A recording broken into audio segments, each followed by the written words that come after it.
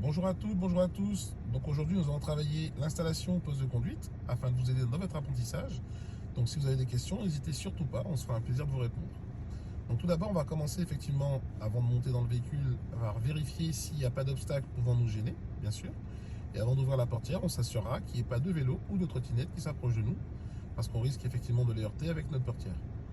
Une fois qu'on va monter dans le véhicule, on va effectivement régler la profondeur du siège grâce à la pédale d'embrayage.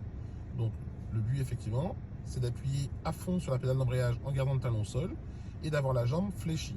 Si votre jambe est tendue, ça veut dire que le réglage n'est pas bon. Donc il faudrait effectivement gérer grâce à la manette qui se trouve en dessous du siège. Ensuite, nous allons régler la hauteur du siège. Donc grâce à la manette qui est à gauche. Voilà. Donc on va l'utiliser pour avoir un champ de vision qui va être au niveau du centre du pare-brise afin de voir un maximum l'environnement. C'est très important. Ensuite, nous allons régler le dossier. Donc le dossier, on va pouvoir le régler grâce à la molette qui se trouve à gauche, côté conducteur. Et nous allons le faire tourner vers l'arrière ou vers l'avant, en fonction de l'inclinaison du dossier que vous voulez. Nous allons régler effectivement notre dossier par rapport aussi à la position de nos bras vis-à-vis du volant. C'est-à-dire qu'il faut que notre poignet, alors il y a la petite technique du poignet, il faut que le poignet arrive au-dessus du volant. Donc voilà, si votre poignet n'est pas au-dessus du volant, alors que votre dossier est bien réglé, ça veut dire qu'il faudra effectivement régler votre volant également. Donc pour régler le volant, il y a une petite manette sous le volant.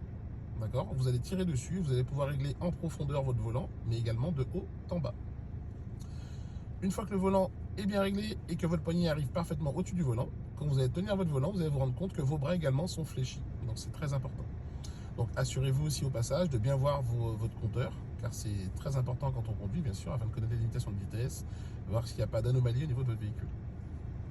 Une fois que c'est chose faite, nous allons régler maintenant notre appuie-tête. Donc l'appui-tête va se régler grâce à deux petits boutons qui se trouvent sur le côté de l'appui-tête. Donc nous allons appuyer dessus. Et en appuyant dessus, on pourra monter ou descendre l'appui-tête. Voilà.